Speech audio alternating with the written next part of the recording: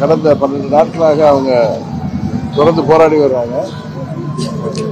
முதலமைச்சர் இவர்களது கோரிக்கையை உறுதியாக நிறைவேற்ற வேண்டும். ஏன்னா அவர் 2021 தேர்தலுக்கு முன்பு ஜனவரி மாதம் 19ஆம் தேதி எழுதிய கடிதத்திலேயே, கார்பரேஷன் கமிஷனருக்கு எழுதிய கடிதத்திலேயே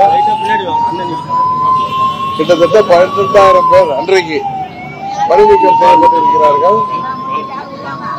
அவர்களை மீண்டும் பணியில் அமர்த்த வேண்டும். அதில் பெரும்பாலானவர்கள் பட்டியலினத்தைச் சேர்ந்தவர்கள் என்றெல்லாம் சொல்லி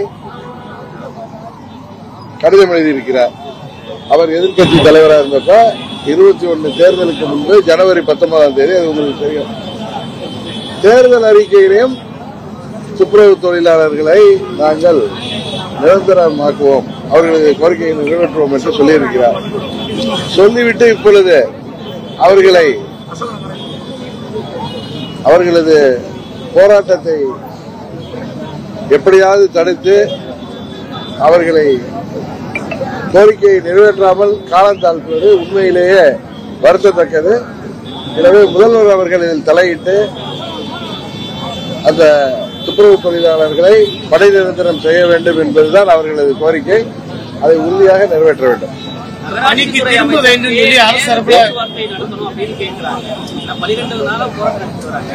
துறை அமைச்சர் எங்களுக்கு முக்கியத்துவம் கொடுக்கல, அவர் பேச்சுவார்த்தை நடத்தாம ஏன் பேச்சுவார்த்தை நடத்துறாங்க? அவங்களுடைய கோரிக்கை நியாயமானது. திரு நேரு அவர்கள் அவர்களோட பேச்சுவார்த்தை நடத்தி அவர்களுடைய கோரிக்கைகளை நிறைவேற்ற வேண்டும் என்பதுதான் எல்லோருடைய விருப்பம். அதுதான் அந்த அம்மா மக்கள் முன்னேற்ற கழகத்தின் கோரிக்கையும் அதுதான். அது நீங்க முதல்வரை தான் கேட்கணும். ஏன் சேகர்பாபு நீங்க சேகர்பாபு அவர்களே கேட்கணும். நீங்க எதுக்கு இதுல தலையிடுறீங்க? உங்க துறை அமைச்சர் இதுல பேச்சுவார்த்தை நடத்த நீங்க ஊடகத்தை சேர்ந்தவங்க, நீங்க அவர்கிட்ட தான் கேட்கணும். 20 லட்சம் மக்கள் பாதிக்கப்பட்டிருக்காங்க, உடனடியாக பணிக்கு திரும்பணும், இது முக்கியமான பகுதி, உங்களுக்கு அந்த பணப்பயிர் எல்லாமே அதுல இருக்குது அப்படின்னு சொல்லிட்டு ஒரு அறிக்கை நீங்க அரசாங்கம் சார்பாக அறிக்கை இன்றைக்குதான் அரசாங்கம் கொடுத்திருக்கு. அவர்களுடைய கோரிக்கை அதை நிராகரித்து அவர்கள் எங்களை பணி நிரந்தரம் செய்யுங்கள் என்றுதான் கேட்கிறார்கள்.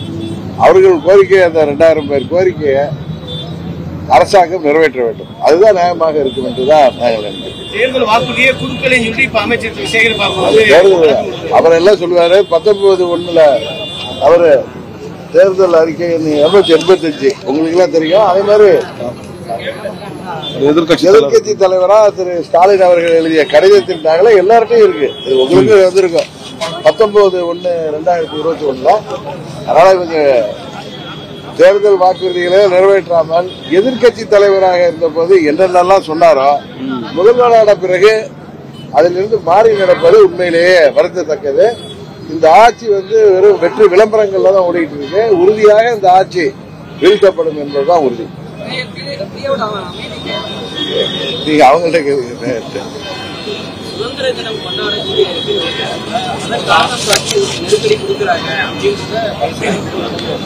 எந்த நெருக்கடி கொடுத்தாலும் அவர்கள் உறுதியாக இருக்கிறார்கள். அவர்களுடைய கோரிக்கை நியாயமானது.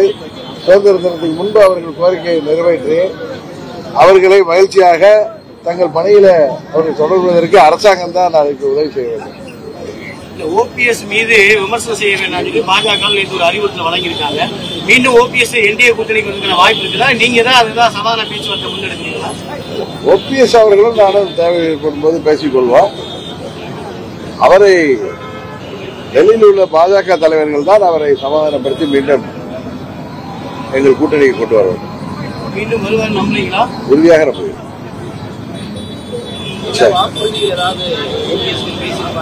இல்ல அதை பற்றிதான் எனக்கு. ஆனா இதுவரை யாரும் அவரிடம் பேசவில்லை என்று நேற்று காலம்பரை அவர் என்னிடம் சொன்னார். சில ஊடகங்கள்ல சில தவறான செய்திகள் வருது, என்னை திரு சந்தோஷ்ஜி அவர்கள் பார்க்க அழைத்ததாகவும் நான் வரமாட்டேன் என்று மறுத்ததாகவும் அந்த செய்தி போய் அப்படின்னு நேற்று என்கிட்ட அவர் சொன்னார். இதுவரை அவரை யாரும் தொடர்பு கொண்டதாகவும் எனக்கு தெரியவில்லை. அதிமுகவோட தோல்வி மேற்கு மண்டலத்திலிருந்து துவங்கும் அப்படின்னு முதலமைச்சர் சொல்லியிருக்காரு. இதை எப்படி பாக்குறீங்க? எடப்பாடி இங்கதான் அவர் செல்வாக்கான தொகுதி நினைக்கிறாரு. கண்டிப்பா இங்கிருந்து தோல்வி முகம் ஆரம்பிக்குங்க. யாருக்கு தோல்வி முகம் என்பதை 26 மே மாதம் வந்தா மக்கள் தீர்மானிப்பாங்க. அது வரைக்கும் பொறுத்திருக்கும். தேசிய ஜனநாயக கூட்டணி வந்து கடந்த முறை ஒப்பிடும்போது இப்போ ஒரு அலைன்ஸ் ஃபார்ம் பண்றதாவது ஒரு நெருக்கடி இருக்கு. கடந்த முறை ரொம்ப ஈஸியா வந்து திமுக இருக்காங்க, பாமக நிலைப்பாடு சொல்லாம இருக்காங்க. இப்படி இருக்கும்போது எப்படி திமுக வந்து 2026 இல்ல, எனக்கு தெரிந்தவரை 21 தேர்தலுக்கு முன்பு அம்மா மக்கள் முன்னேற்ற கழகம் தேசிய ஜனநாயக கூட்டணிக்கு வர வேண்டும் என்று முக்கியமான டெல்லியை சேர்ந்தவர்கள் என்னிடம் பேசினார்கள்.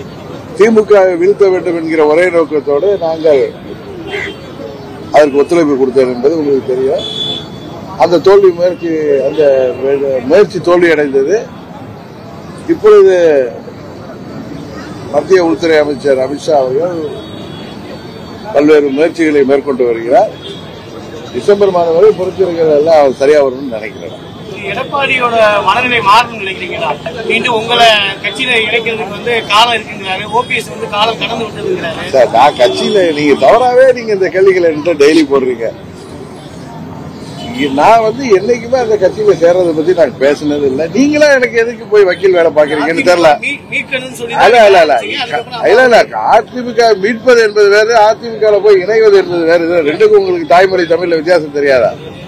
நாங்கள் தேசிய ஜனநாயக கூட்டணியில இணைந்ததே திமுகவை வீழ்த்த வேண்டும் என்பதற்கு தான். அதனால அம்மாவின் தொண்டர்கள் எந்த கட்சியா இருந்தாலும் ஓர் அணியில திரள்ங்கிறது தான் எங்களது எண்ணம். அதற்கு ஒத்து வரவில்லை என்றால் அதுக்கு மாற்று முயற்சிகளை நாங்கள் உறுதியாக செய்வோம். திருமாவளவனோட விமர்சனத்தை எப்படி பாக்குறீங்க? ஒரு எம்ஜிஆர் தான் வந்து கிராமீண சமூகத்தை சேர்ந்த ஒரு பெண்மணியை வந்து திராவிட கழகத்துக்கு தலைமை பொறுப்பு கொண்டு கடந்த ஒரு ஆண்டாவே நண்பர் திருமாவளவனுடைய பேச்சுகள் அவர் ஏதோ குழப்பத்தில் இருப்பதை தான் காமிக்குது. அம்மா என்பவர்கள் ஜாதி மதத்திற்கெல்லாம் அப்பாற்பட்ட ஒரு மாபெரும் தலைவர், புரட்சி தலைவரும் அவரும் என்றென்றைக்கும் மறைந்தாலும் மக்கள் மத்தியிலே என்றென்றைக்கும் நினைக்கப்படுபவர்கள். ஏன்னா அவர்கள் ஆட்சியில பல்வேறு நலத்திட்டங்கள் ஏழை எளிய ஒடுக்கப்பட்ட மக்களுக்காகவும் அனைத்து தரப்பு மக்களுக்காகவும் நிறைவேற்றி தந்திருக்கிறார்கள். பல சரித்திர சாதனைகளை செய்தவர்கள். அவர்களை பற்றி திருமாவளவன் அப்படி பேசியிருக்க கூடாது. ஆனால் அவரே நான் பேசியது தவறாக புரிந்து கொள்ளப்பட்டு விட்டது என்றிருக்கிறார். புரிந்து கொள்ளப்படவில்லை, அவர் ஏதோ தவறாக பேசிவிட்டு அப்புறம் தன்னை திருத்தி இருக்கிறார் தான் நினைக்கிறேன். மீண்டும் இது போல மறைந்த தலைவர்களை பற்றி பேசும் பொழுது அவர் கவனமாக பேச வேண்டும். இல்லை என்றால் அதற்கான கண்டனங்களை, அதற்கான பலனை அவர் தேர்தலிலே நிச்சயம் உறுதியாக அவருக்கு கிடைக்கும்.